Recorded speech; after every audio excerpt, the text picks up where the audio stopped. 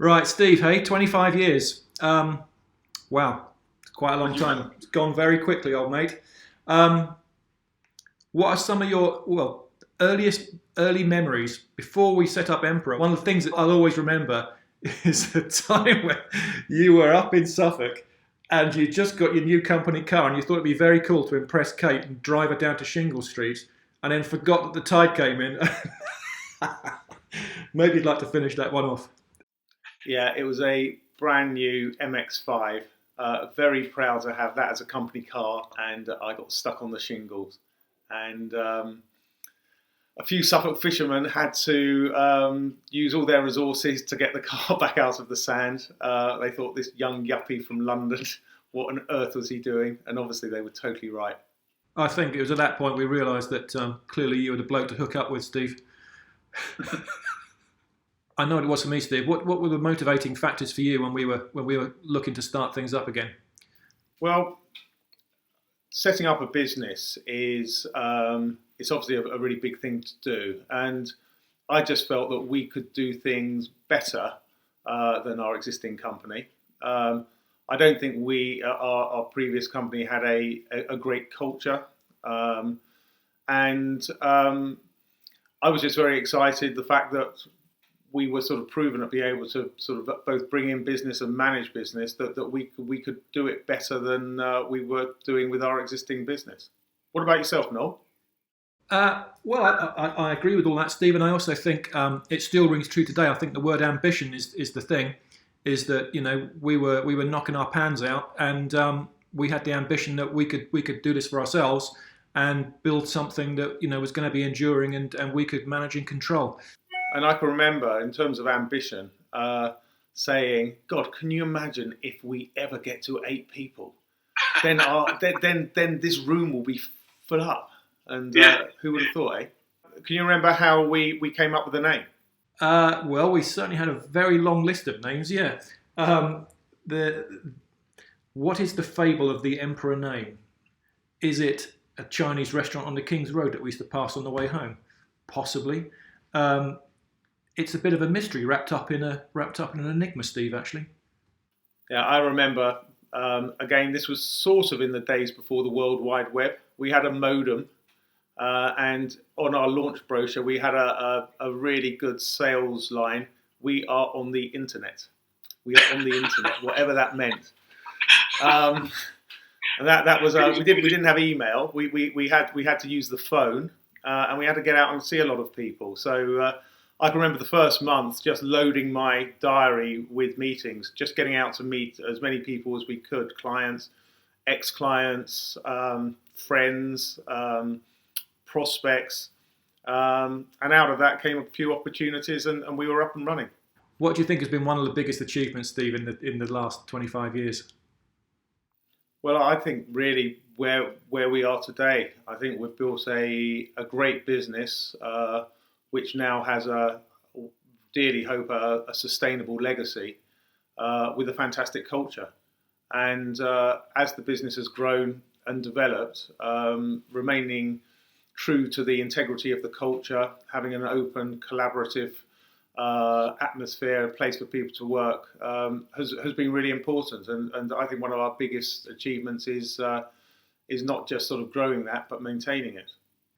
Yeah, I agree, and I think the people. It's the people. It's amazing the amount of friendships, the longevity of it, the fact that we've had so many returners, and exactly that, the culture that we have around the company. I mean, it really means a lot. I think to develop a company that has been able to sustain that over that period of time. Yeah, we've built lifelong friendships, enduring relationships, a few marriages, and quite a few emperor babies to go along with that as well.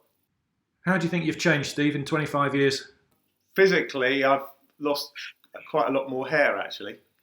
I think I've become a little bit more philosophical on things. What about yourself, Noel? How do you feel you've changed? Interesting. We were looking at the aim high boards last week, and there was a not particularly good drawing of I'm going to lose a stone over the next year.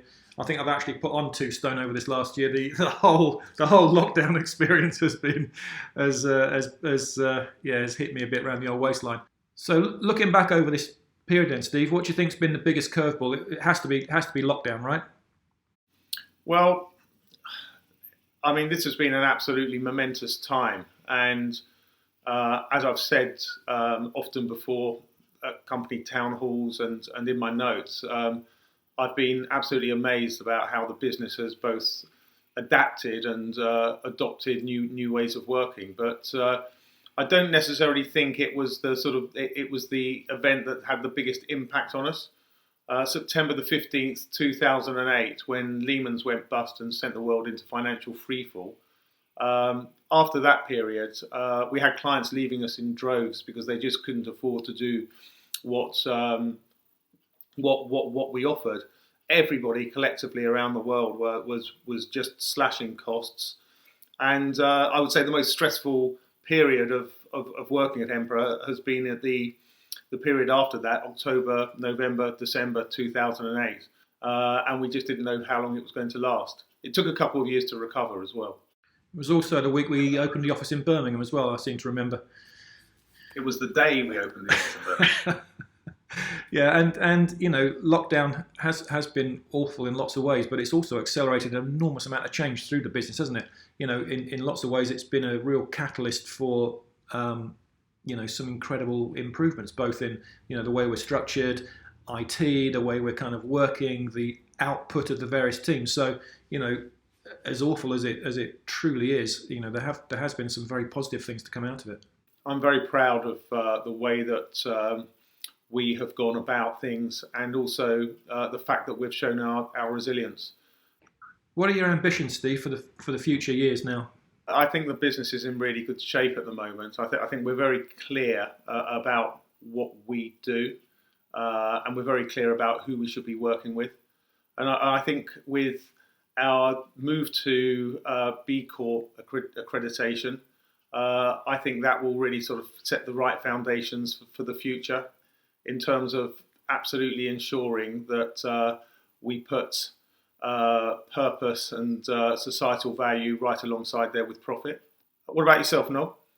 Yeah, similarly, Steve. The company has changed such a lot. From two of us in a cupboard in Clerkenwell to where it is now. It's grown and matured and evolved. And as you say, moving towards B Corp accreditation will be a really great move. The whole employee ownership thing, I think, is fantastic, and it just lays open a path for a legacy for the business to be able to continue to grow. What were your personal feelings, Steve, about when we became a partnership? I'm absolutely delighted, because it just means that as and when we're ready, the business will be in good shape to hopefully continue with the culture maintained. Yeah, I agree. I think looking back on 25 years is fun, and we've had some laughs, and we've built a fantastic business. But it has to be about looking forward, and the way that it's worked through the employee ownership model just means that there's now something there that people who have worked hard, who come into the business, who drive it, who help it and shape it, they've got something now that they can also kind of take on to the next level.